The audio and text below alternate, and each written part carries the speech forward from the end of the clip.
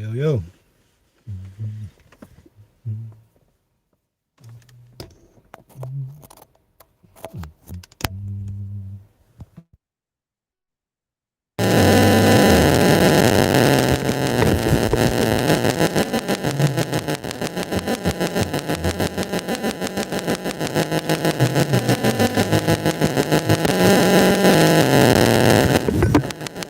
Oh man. All right.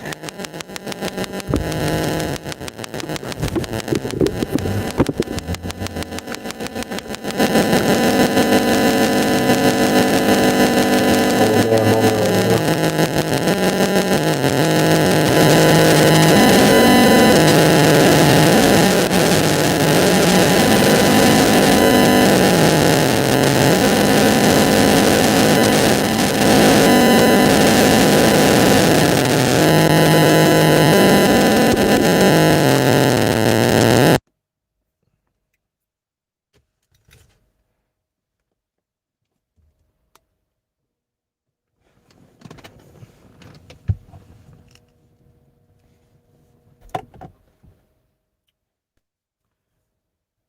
All right, all right.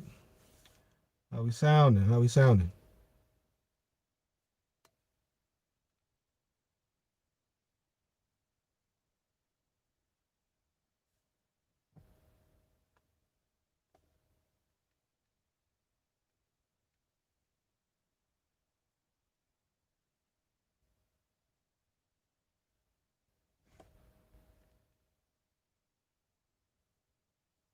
Testing, testing, 1, 2.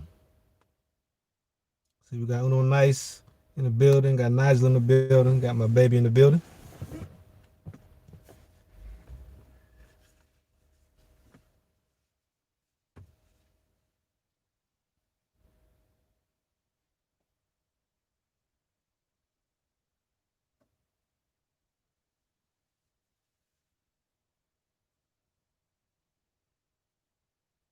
Give people a little second to get in.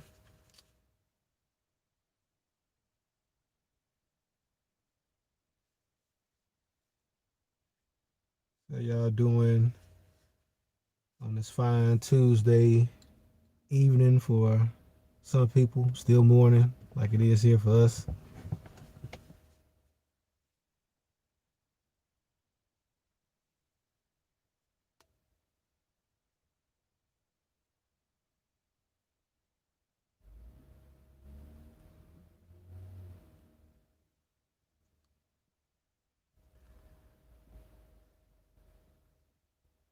All right.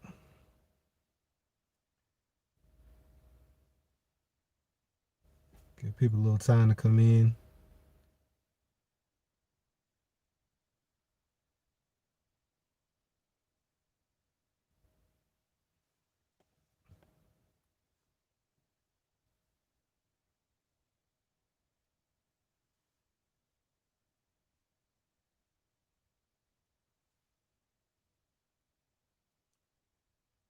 I'm gonna go ahead and pull up my CES schedule for the day.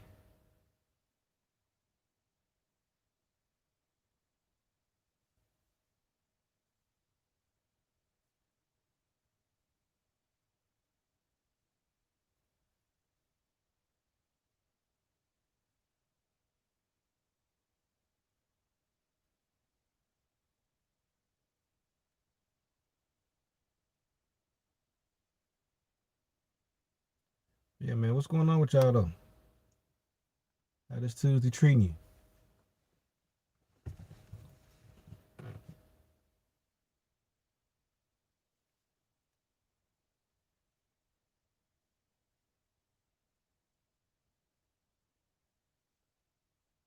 Yeah, and I'm gonna talk a little bit about CES. I want to talk about some other stuff too today. Specifically, the Trump getting banned off social media. That seems to be getting a lot of attention, a lot of questions, and I think I want to kind of touch on it a little bit. Not even really from a political standpoint, but just from a right wrong technicality, kind of like, can they do this? You know, was it right that they did it? You know, are they able to kind of address it from like a more objective standpoint? Like, of course, people that don't like Donald Trump don't have a problem with it. For the most part, people that love Donald Trump feel like it's a travesty. But I think also you have some people that are just kind of fear mongers that want to drum up fear and oh, they're trying to censor us and we told you, oppressors and all these conspiracy theories as far as like what this means and stuff like that. Um, but I want to give people a little second to get in before I start talking about that.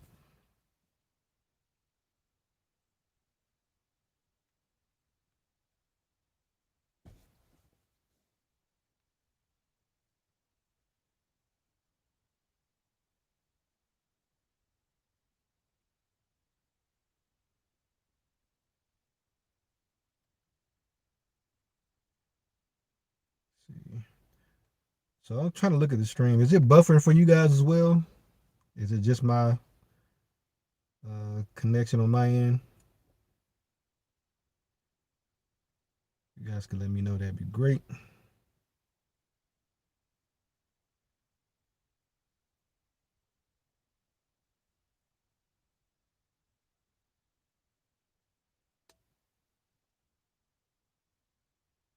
Check this out a little bit.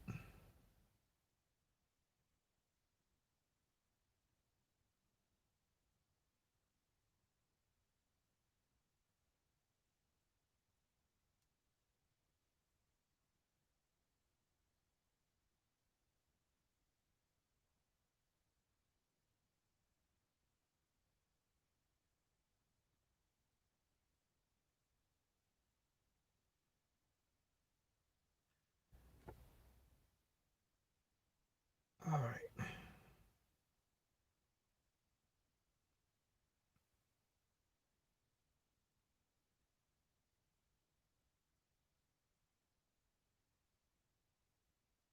All right. So we good. Yeah, man. So I'm gonna go ahead and get started. It's been a couple minutes. Um, yeah. So today is obviously day two of CES, right? I went through, been looking at events. AMD had their event earlier today. You also have a couple other interesting events that are going to be going on. And the thing that I'm seeing that kind of hadn't bubbled to the top for me in the past has been just it's a lot of just discussions. Like you have keynote speakers and they're talking about just general kind of tech related topics that I think would be pretty cool to, especially see in person. Some of the cool ones I'm seeing, you have like the COVID-19 State of the Union, and basically that's just discussing the tech players that are kind of playing a part in fighting COVID. Um, let's see, you have just kind of like different speakers talking about the vision for tech in different industries. General Motors has a keynote or had a keynote this morning, and the other thing is like it's impossible to go to everything. Like the way these are scheduled, like you really got to pick and choose. It's 11:38 here, and I mean you have several conferences that are going simultaneously, but they started like at least for my time here. Obviously, it's different in Las Vegas where this would normally be at, but I mean 6:30 a.m. like they're starting, and there's several that started at 6:30. I'm looking at like five that started at 6:30 today. So just seeing just like the density of just um just keynotes that are going on. So you got smart home discussions, LG Future Talk. That's something that I'm gonna go back and watch. I missed it because I was in the meeting when it was going on, but I'll definitely be going back and watching some of these over again. What else we got? I got the AMD keynote. I did catch that. Right now, the Digital Health in 2020 and the Rules of Contagion, which is a cool conference that's going on right now. New technologies, accelerating education, privacy trust with Amazon, Google, and Twitter. That's something I'd be, that'd be super interesting to sit in on. Another one talking about eat, drink, play, pay. Will we ever be the same again? It's a lot of cool stuff, just tech related that's happening out here. I wish I had time to. I wish I had time to watch everything. But most of these are like, 30-minute sessions. Like one might be an hour if they're doing like a product presentation or something like that. But yeah, man, it's pretty dope. I'm gonna see the ones I had. So, uh, some of the ones that I had on my schedule today were the LG Future Talk, the AMD keynote, where they talked about their new Ryzen 6000 stuff, um, and a Biden administration's approach to technology and innovation. So those are some of the ones I'm gonna go back and watch. Um, but even though they're not like major product reveals, because I kind of know how to feel knowing that there aren't going to really be any major products revealed at CES. Um, I kind of thought it was going to be more like a trade show where people kind of showing you a lot of a lot of conceptual stuff, a lot of things that kind of aren't really that I'm not interested in, but really more of the discussions just about technology and its place in the world have really been piquing my interest, and that's some cool stuff that you don't really talk about. You don't think about that, for CES. You think about the stuff, the things like the drones and the phones and speakers, headphones, TVs, all that kind of stuff. That stuff is there, but I think a lot of these discussions are going to be interesting as well. Um, there's another one that's going to be going on actually after I get off here. It's called Skyworth OLED Journey, and I'm looking forward to that. That should be pretty interesting as well. But yeah, so as far as stuff revealed, like actual products today, like I said, AMD did talk about their new Ryzen stuff. So they got their Ryzen 6000 series stuff. They also talked about their mobile graphics cards that they're going to be putting out, and supposedly they're going to be putting out more devices with those. I think they're like the Ryzen 5000 series. That's their mobile GPU. But in case you didn't know, they've already kind of struck gold because the AMD processors are what's in the Xbox Series X and the PlayStation 5. So they're already, you know, knocking stuff out the park, and kind of flexing their muscle with what they can do.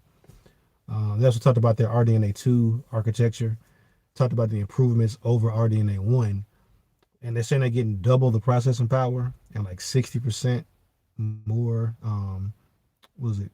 60% more graphical power per watt.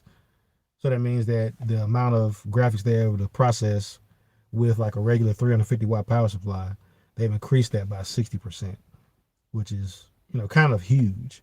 Like even I think even the keynote speaker mentioned how they weren't expecting to see that type of improvement.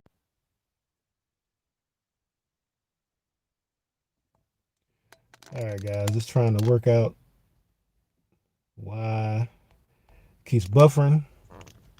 I get some feedback that it's buffering real bad.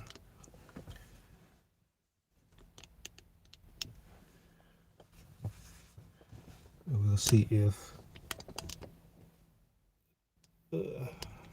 this helps out a little bit.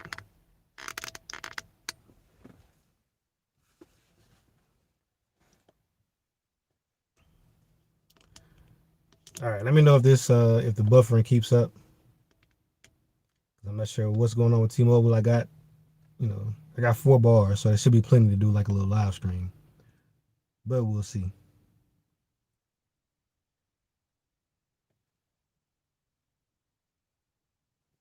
But yeah, man. As far as some other cool stuff that's happening, they have the future of gaming, which if you don't know, gaming right now is pretty much what's pushing every industry forward. I was listening to a keynote earlier, and they were saying that the revenue from gaming is the basically double the music industry and the movie industry. So they're killing the game as far as money that they're generating. So you have a lot more people, a lot more companies willing to invest in gaming and gamers as as a byproduct of that. They also said that like 4 billion people in the world were playing games in 2019. Granted, that's probably up a little bit because of the pandemic, but that says a lot. Like over half the world's population, is playing games. So that's, as far as tech goes, that's going to be a huge driver for developments, and companies are targeting gamers, and those, the things that they're achieving trying to satisfy gamers end up rolling down. Case in point, televisions are going to take a huge jump. Like the quality of your television, the panel, the features that it supports, that's going to take a huge jump, and it'll probably be. I say that by the end of the year, you'll probably be able to get an 8K TV for close to $1,000. Like by the end of the year, like when they start talking about the 2022 television sets and the 2021 stuff is, kind of going away. Between the old stuff going on sale and the new things, the new products coming out, and like the budget manufacturers like TCL and Vizio trying to, dip their foot in the 8K pool, so to say. Like I said, 8K is going to be the new 4K by 2022, meaning that it'll be trivial, right? It's not going to necessarily revolutionize anything, but it'll be something that's, super expensive now, but won't mean anything. It'll be just like I said, like 4K.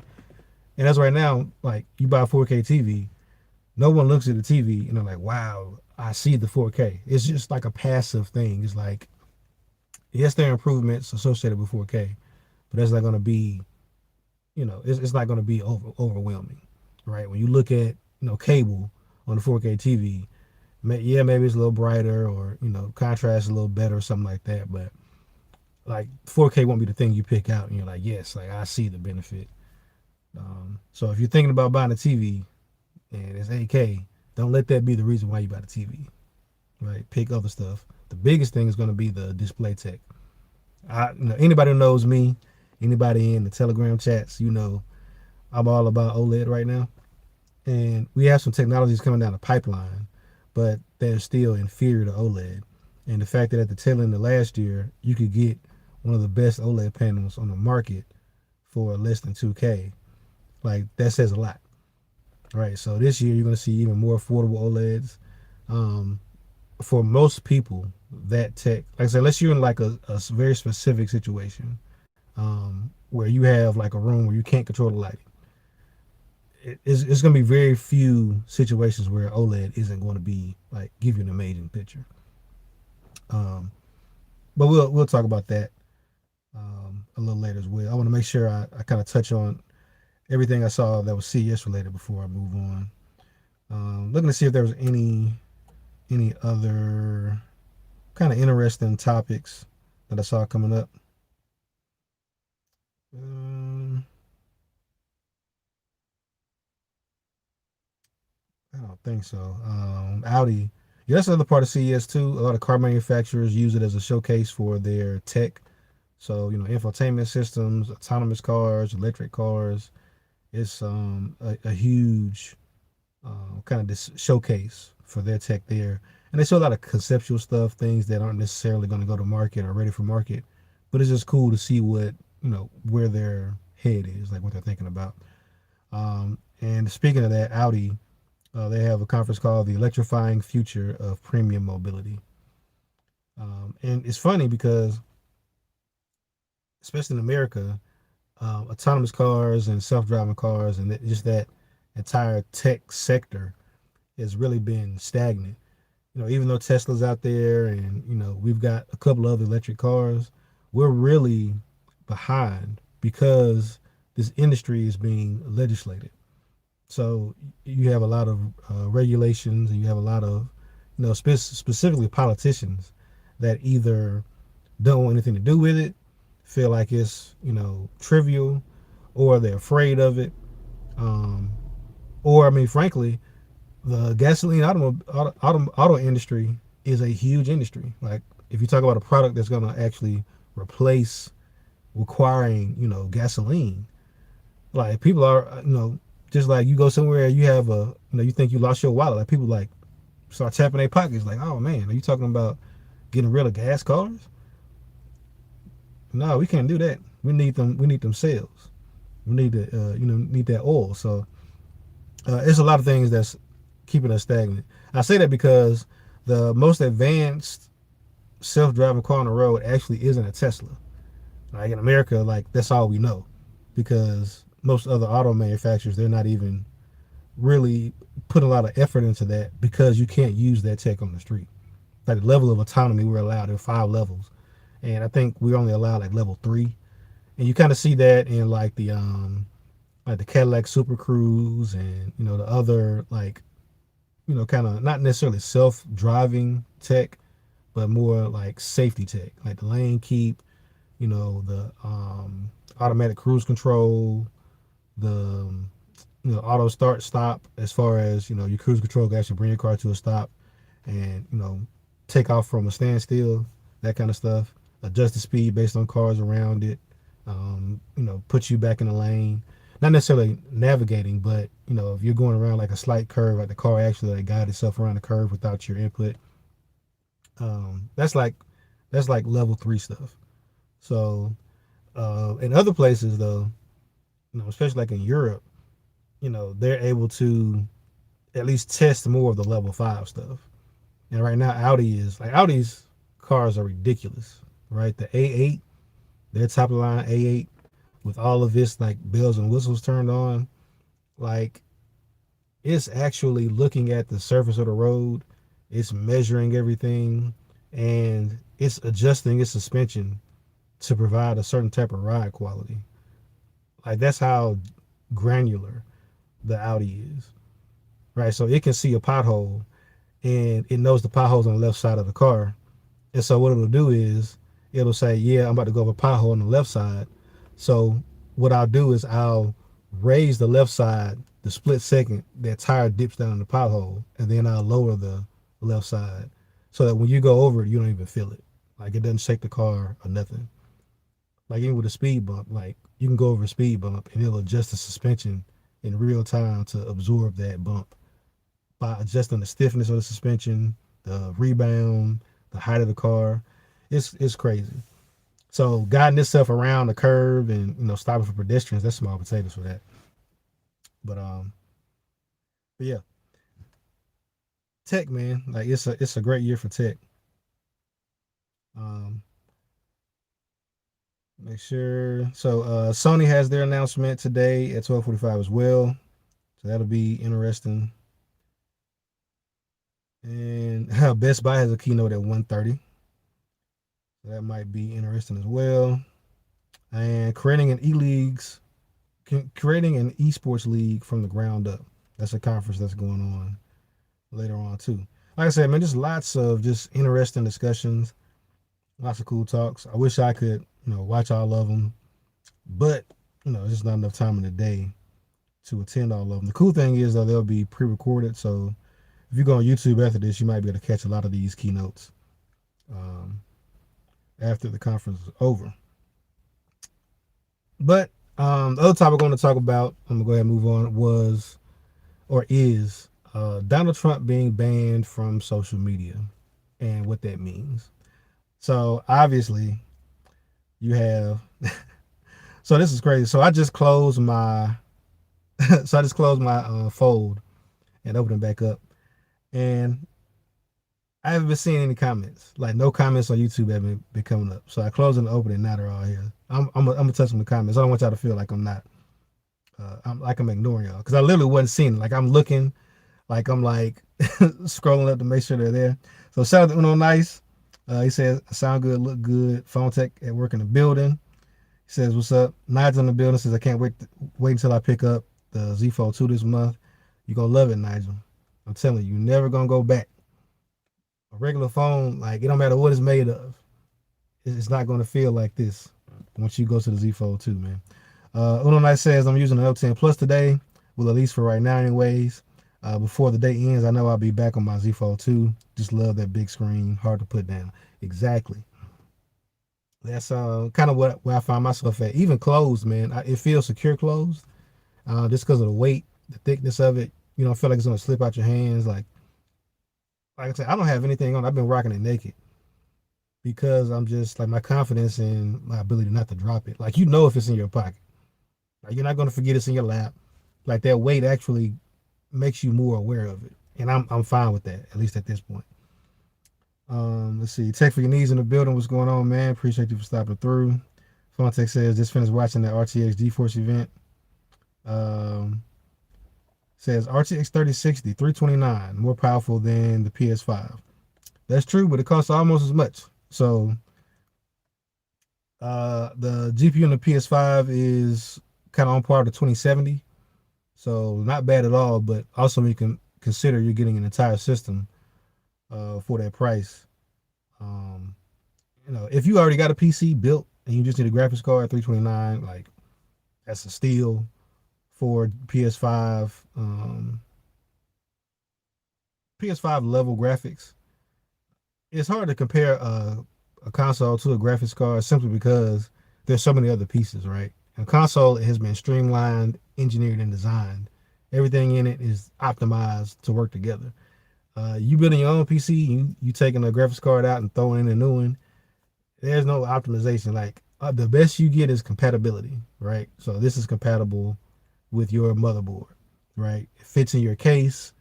The cooling hadn't been, designed by engineers to provide you know, the optimal cooling for your system. Like there's a lot of other variables.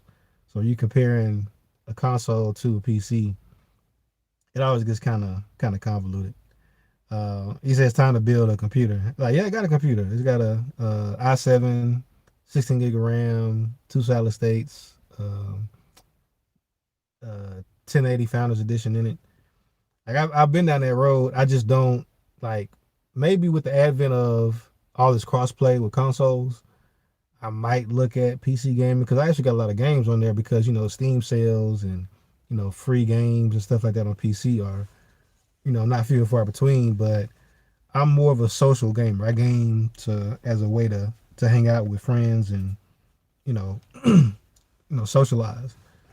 And on PC, you've always kind of been isolated, for the most part. The amount of effort it takes to, talk to your friends, where you got to run your game, and you got to run whatever chat client you're gonna run, and all your friends playing those games. All those games even available on PC. That's been another thing. Like some of the best games have been coming out on console. That's why the competition is. So, like I said, I got a PC. We'll see, Alan. We'll see. Sean, I'm in the building. Forbes says, yeah, damn T-Mobile. Yeah, man, I don't know what's going on, man. I don't know at all. Phone Tech says, AK, bro. Yeah, man, we've been going back and forth about the AK thing. That's why I was telling you, man, that Samsung AK TV, the for the price, the panel that you're getting, the technology in it is not worth that price. 8K isn't worth that price. Like 8K is going to be like you'll see $250, $300 AK TVs, right?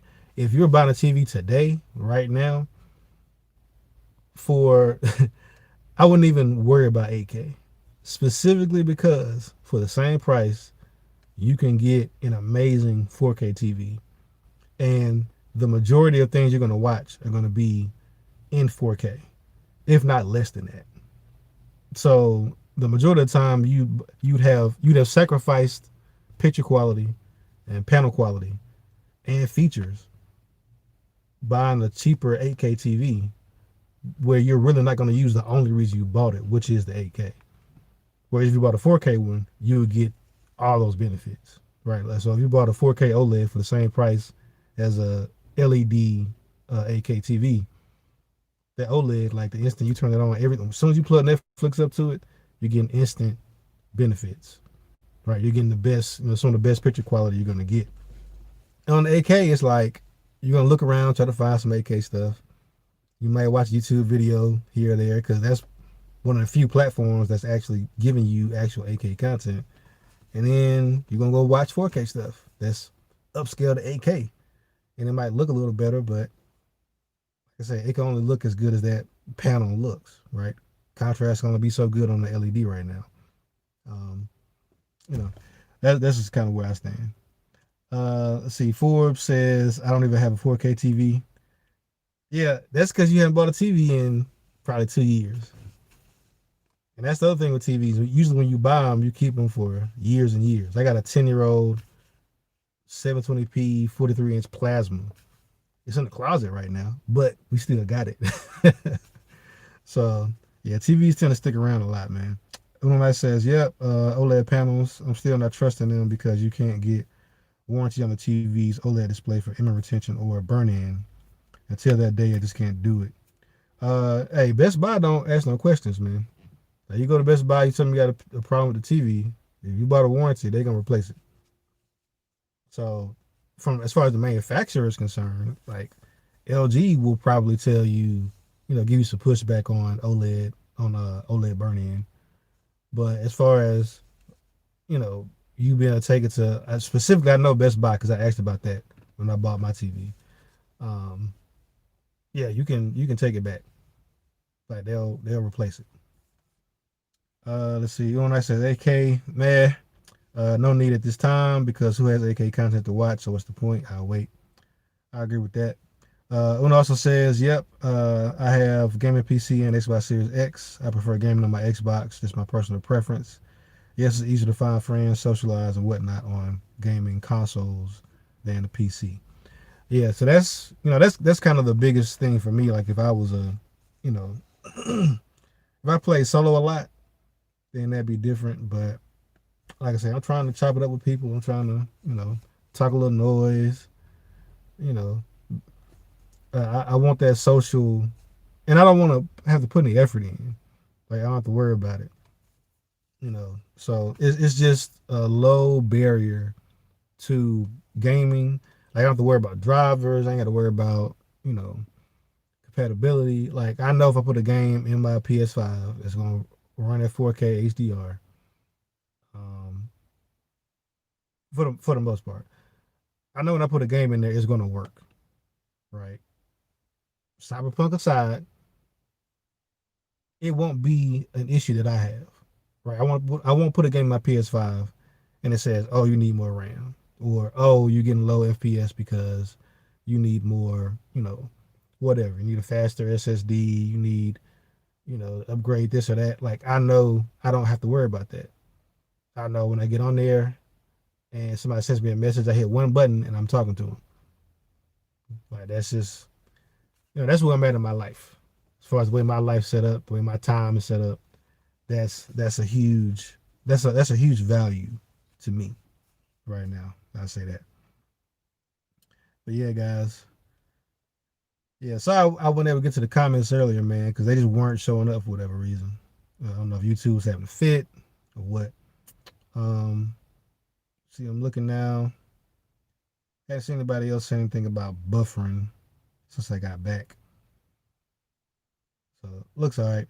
Yeah, man, I'm gonna have to find a solution because it'd be best if I could be on Wi-Fi, but kind of in a car. Man, I might. I like the car idea, but I feel like I'm kind of limited on the quality, especially when we live streaming. So I might end up going away from doing it in the car and actually doing it on Wi-Fi and having to set up. Because I also want to, I've been struggling trying to bump up the quality as well. Like, I brought my Blue Yeti out here before and used it for audio. For video right now, I'm actually using the rear cameras on the One Plus, as you can see. Just trying to get, trying to increase the quality. But let me know what you guys think. Um, so I don't know. We'll probably hold out. But it is COVID. We are kind of here temporarily, so I might wait and keep the car aspect of it going. 'Cause I do like the idea of it. So we'll see. We'll hold off on that. But if you guys have any ideas or suggestions, something you saw somebody else do, or something you tried had experience with, definitely let me know. Um, Trying to improve. That's kind of the theme for 2021 for me. Is kind of trying to improve stuff where I can improve it. So that's one area that I want to improve for you guys: consistency and quality of what I'm doing. But yeah, guys, I don't think there's anything else that I wanted to talk about. Um, yes, I could do like a quick follow up on the Z Fold 2. Um, Obviously, I'm still loving it. Taking off the D brand skin, so we out here buck naked for the most part. I do have a it's some little cheap Amazon little screen film, but it's been holding up good, man. You can barely tell it's on. Um, Almost as smooth as glass. It's not tacky like a lot of the little plastic films. Hadn't been peeling up. Clarity's there's been no impact to clarity as far as I can tell. It's pretty good to me, man. Um, this device has just been I don't know. It's next level, man.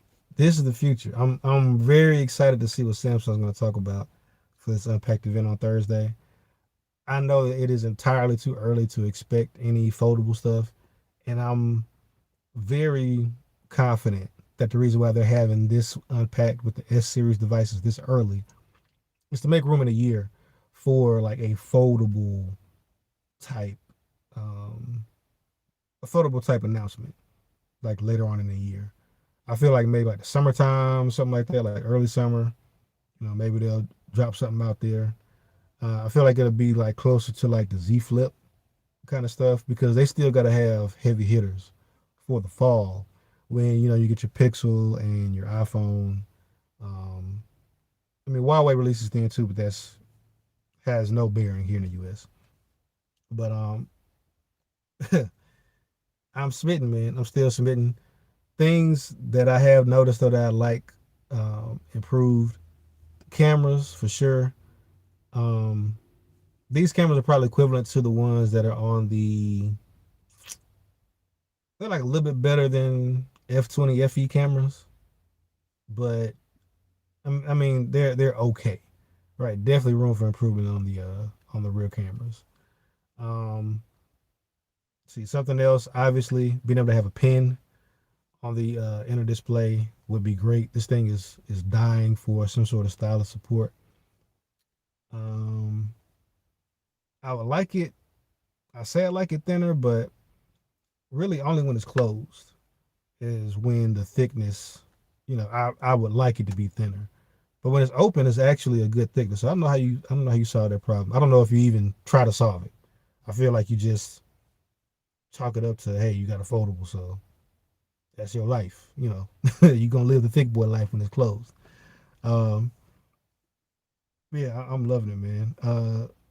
Let's see. Uno says I was playing NBA 2K21. Dude, I was playing hit a 3 pointer and took the lead at a crucial moment. I cussed and they gave me a technical. I was like, "Are you serious?" Oh, that's dope. He said he lost the game by 2 points. Fontex said, Adam. I guess Alan said he want to smoke in that 2K21. I'm definitely gonna need to play by play on how that go. Uno says Z Fold 2 is king. I heard the Z Fold 3 screen would be a bit smaller. It should be bigger, shouldn't it? Got me thrown off. Um, I don't know. I don't know why they make it smaller.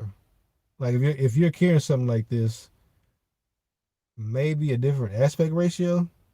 Because I feel like there's still like the third one is when you kind of lock in. You got 2 generations worth of data and usage statistics to where you should have a pretty good idea of what your users like and what they don't like and what they use the most, features they use the most, and stuff like that. Um, you can't shrink any of the screens on here. Like this front one does not need to get smaller. Like this front one gets work from me. The inside one, I mean, just I mean, it's physics. Like if this screen on the outside is the same size, you can't really make the one on the inside smaller unless you like add bezels or do something silly like that. So I don't know how to do that. I could see them coming out with a smaller variant though. So maybe you have a Z Flip that you know, I don't know, maybe shorter. I don't know because this front screen is just wide enough to be useful for a little bit, but even this front screen can't get any narrower, or it's gonna be weird. If it was shorter, maybe, and then when you open it up, you have more of a landscape kind of orientation. But then it's like, how useful is that? Because ironically, this square, well, it's not perfectly square. Like a 4:3 aspect ratio has been very very useful. So even when you're holding it up like this, you get a lot of information on the bottom. You still get essentially this right here is basically like holding a cell phone in landscape, like a regular phone in landscape. That's how much viewing area you have up top. And then you still have an entire phone worth of information down here. But if you want to go just like straight tablet mode or you want to go full screen, like now you got like a full, not full border edge to edge or whatever, but you have a nice large picture. I mean, it's kind of checking all the boxes right now. So I don't know. We'll have to see. Hopefully Samsung doesn't do anything weird. I think they like making money, so I don't think they'll do that. Uh, See, one of them says phone tech at work. Okay, I hit you up on Twitter, DM later tonight. All right, man. Yeah, I need to know who win that game, man. I need to know how bad you beat Allen. You know, not saying he gonna lose. Just saying he probably not gonna win. I'm joking. I'm joking. But but yeah, man. Trying to think of something else that I want to update you guys on. Um, oh yeah, the Sony Buds. So I got the Sony Buds. I think like a week and a half ago or 2 weeks ago at this point. It's been a couple days since I used them, and the only reason is they just don't stay in my ears. Like especially if I start doing anything, I get a little warm, ears get a little sweaty at all. Like they just, they're falling out, and when they're not falling out, they feel like they're falling out. So I like mostly everything else about them though. All the stuff that's important. The app is awesome. The sound is awesome. The noise canceling is great. Um, just if they don't stay in my ears, I can't use them. That's why now I'm back to the Galaxy Buds. That's usually what ends up happening. There's one feature that some earbuds are lacking, and I end up going back to the Buds because they just do everything. Like I can have my guys, I can keep this one bud in my ear, and I can pick up my Z Fold 2, and I actually have a little widget that I use. This is it right here, and I just tap it, and it connects to my Galaxy Bud. I don't have to put it in the case. I don't have to press a button. But also with that, I don't have to charge them all the time either. The battery life is great. Also, it saves your settings. So if I'm on here and I change the setting, when I go to another device, it has the same setting. The transparency mode is good enough. That's the only thing that can be improved. That could sound a little more natural on the Galaxy Buds, but like with the Sonys, the case doesn't wirelessly charge, which is kind of annoying. The case is huge, so the odds of me taking it with me are, lower. The earbuds are big, but I kind of got over that. What else? The touchpad. They need to do what Samsung did, which is a single touch does nothing. Right? If I just tap, I get an audible cue letting me know that it recognized my taps, which is one thing. So if I double tap, I get 2 beeps. If I triple tap, I get 3 beeps. But a single tap doesn't, like, there's no functionality tied to that. Like if I want to answer a phone call, I got to double tap. If I want to play or pause some music, I got to double tap. I think that kind of solves the issue of misinputs, right? So I'm not scared to handle these because the odds of me accidentally double tapping are very low. Whereas with the Sonys, they're constantly falling out of my ear. So, which means I'm always touching and adjusting, which means because they accept a single tap as an input, I'm pausing and playing stuff. They're receiving inputs a lot more often than they would if they did either the double tap thing or if they just had a wing or something you could put on there. So they definitely need to address that, if you ask me. Um, but yeah. Let's see. Phone tech laughing. Illinois says, I suck at games. I play for entertainment and therapy purposes. All right, hey, that's kind of what they are, man. Video games are a release, kind of let you take your mind off of whatever is bothering you. They have other benefits too. You know, I mean, achieving something in a video game, even though it's in a video game, like you get like that little sense of accomplishment. It might be the difference between going on and powering through something else, or kind of getting burnt out. I think they have their place in society. I'm definitely going to be a lifelong gamer, especially at this point, man. They spend so much money on these games. The quality of them is ridiculous. I mean, like some of the voice acting and the animation, it's next level right now. So I'm there with you, man. Entertainment and therapy. I'm not competitive at all. I talk a little noise, but I mean it just makes it more fun, man. But we're coming up on our time, so I'm gonna go ahead and get on up out of here, man. But I appreciate y'all for stopping through. And like I say, always you can hit me up. And got any questions, let me know. Try to get back to you. Until next time, guys, I'll talk to you. Peace.